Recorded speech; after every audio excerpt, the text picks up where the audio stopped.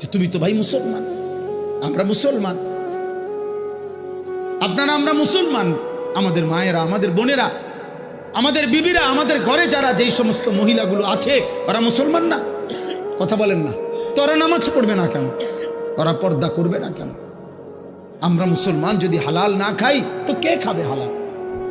আমরা যদি হারাম না ছাড়ি তো ছাড়বেটাকে? সুদ যদি হারাম আমরা মনে না করি তো কার জন্য সুদ হারাম করছে? হিন্দুর জন্য, ইহুদির লেগা? কার জন্য?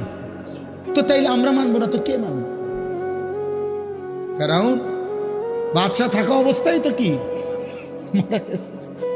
নমরুদ ক্ষমতা থাকা অবস্থায় মারা গেছে কিনা? কারুন সম্পদ থাকা অবস্থায় ধ্বংস হয়েছে কিনা? তো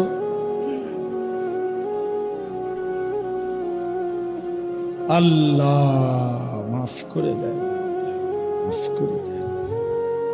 এজন্য বললাম ভাই, বুঝা দরকার, শেখা দরকার।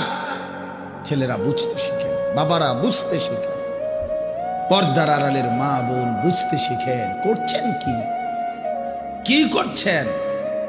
আল্লাহ বলছে বান্দা করছোটা কি? এই দেখেন, এবার আমি যে আয়াত পড়ছি এই আয়াতের তর্জমা বলি। এখানে আমি কোরআনুল কারীমের 18 নম্বর পারা, কোরআনুল কারীমের 23 নম্বর সূরা, সূরাটার নাম সূরায়ে মুমিনুন।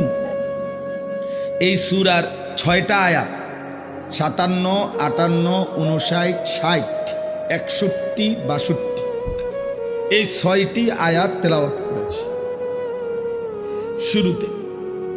এই 6 আয়াতকে সামনে রেখে আমি মূলত আর অল্প কিছু কথা আরজ করতে চাই। আল্লাহ তাআলা আমাদেরকে তৌফিক দান করেন। এখানেই বাকায়দা ইনশাআল্লাহ সুন্দরভাবে সময় দিয়েই নামাজ হবে, এজন্য হুড়াহুড়ি করার, উঠাউঠি করার কোনো দরকার নেই।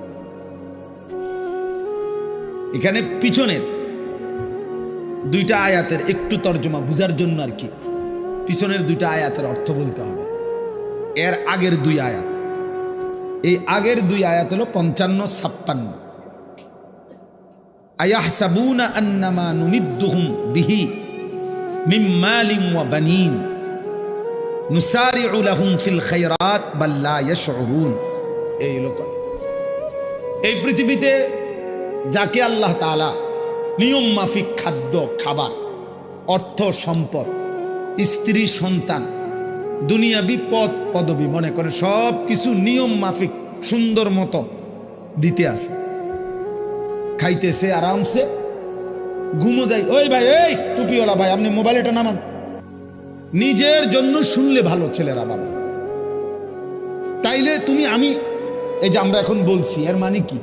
তুমি আজকে 1 ঘন্টার ভিতরে আব্দুল কাদের জিলানী হয়ে যাবা, কিন্তু বিবেক জাগে, কিছুটা হইল কলিজার মধ্যে একটা কি তৈরি হয়, দম অনুভূতি তৈরি। আহারে যে ঠিকই তো কইল হুজুর, আমরা কি করছি।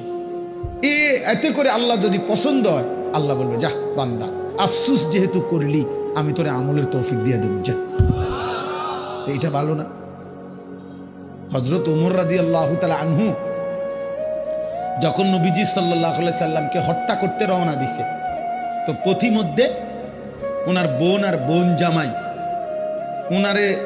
ওনারাও কালেমা গ্রহণ করছে শুনে অগো বাড়িতে গিয়ে আগে অগরে কন্যাইছে, এমন মারা মারছে, মারতে মারতে ওরা যখন রক্তাক্ত হয়ে গেছে, তখন ওনার বোন, ওমরের বোন ফাতেমা, বোনের নাম ছিল ফাতেমা, এই ফাতেমা ওমরের বোন একটা কথা বলে উঠছে যখন রক্ত পড়ছে গায়ে।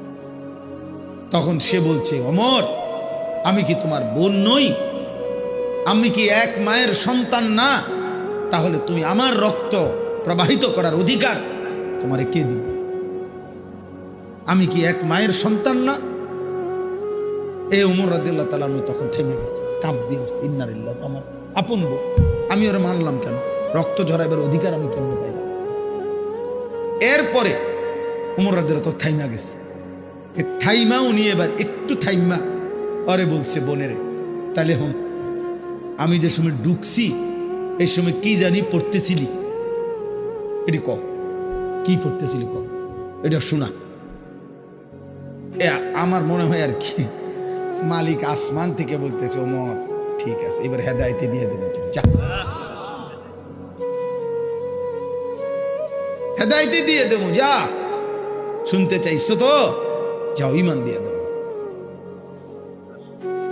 তে এইবার কোরআনুল কারীম শুনাইছে ওমরকে 2-4 আয়াত সূরা তাহা এই সূরা থেকে ওমর রাদিয়াল্লাহু তাআলা আনহু বলছে থামো আর লাগবে না বইছে বুঝছি কি বুঝছো বলছে চলো বোনকে বলছে বোন জামাইরে বলছে হযরত খাব্বাব ইবনুল আরাত উনিও ছিলেন এখানে আড়ালে লুকায় ছিলেন তিনি মূলত পড়াইতেছিলেন তো মূলত কোরআন শরীফ তেলাওয়াত করছে উনি খাব্বাব রাদিয়াল্লাহু তো বসে চলো সবাই চলো কই যাবা ভাই মুহাম্মদের দরবারে চলো নবীজির দরবারে কি করবা হেনে খয় এখন তুম করে লইয়া আর গর্দান নেব না নিজের গর্দানি মুহাম্মদের কদমে দিয়ে তো কালেমা পড়ে মুসলমান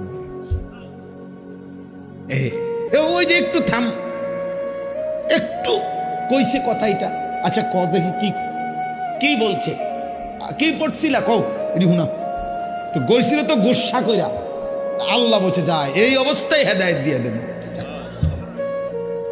এরকম অসংখ্য ব্যক্তি ইসলামের ইতিহাসে ঘটনা আছে যারা অবচেতন মনে হয়তো খামখেয়ালি করে অবহেলা করে অথবা অবজ্ঞা করেও তুচ্ছতাচ্ছিল্য করেও আল্লাহর কোরআন অথবা রাসূলের হাদিস শুনছে বা শুনতে চাইছে কিন্তু মালিক ইচ্ছা করে বলছে যা এই অবস্থাতে হেদায়েত দিয়ে দিলেন কে কখন বদলাবে কে কখন পরিবর্তন হবে এটা কেউ বুঝে না সেদিন আমি এক জায়গায় মাহফিলের পরে 2 দিন পরে ওইখানকার এক মাওলানা সাহেব আমারে বলল কয় হুজুর আপনি গতকাল আমাদের মাহফিলে রাত্রে বলছিলেন যে কিতাবের মধ্যে আছে ফজরের নামাজ আমি বলছিলাম আর কি যে ফজরের নামাজ যে পড়ে না এই ফজরের নামাজ যে পড়ে না তারে সকালবেলার যেই কুত্তা চোখ মেলে এই কুত্তা আল্লাহর কাছে বলে আল্লাহ আমি চোখ মেলতেছি তোমার দুনিয়া দেখব তবে মাওলা তোমার কাছে ফরিয়াদ আমি যেন কোনো বেনামাজি ফজরের নামাজ পড়ে নাই তোমার এমন কোনো নাফরমান বান্দারে যেন না দেখি এজন্য ফজরের নামাজ যে পড়ে না তারে সকালবেলা তারে কুত্তা পর্যন্ত দেখতে চায় না তারে কুত্তাই ঘৃণা করে কুত্তাই ঘৃণা করে কুত্তা কুত্তা তারে দেখতে চায় না তো আমি এই কথাইটা এমনি কইলাম এমনি কইছি আমি আমার ওয়াজ শেষ করে চলে আসছি তো এইখানে এক শ্রোতা ছেলে ছিল ছেলে বা একটু মাঝ বয়সী 30-40 বছর হবে ওই মাওলানা বললেন পরের দিন দুপুরবেলা ওই লোক আইসা ওনার কাছে বলছে হুজুর আমি তো ওয়াজের পরে আর সারাটা রাত ঘুমাইতে পারছি না ও হুজুর এটা কি কইলো আমার কুত্তাও দেখতে পারে না যা নিয়ত করছি হুজুর আর ঘুমাইতাম না আজকের রাত ফজরের নামাজ পড়েই ঘুমাবো কয়ের পরে ফজর পড়েই ঘুমাইছে তো মালিকের ইচ্ছে অথচ এই কথা তো কতবারই বলছি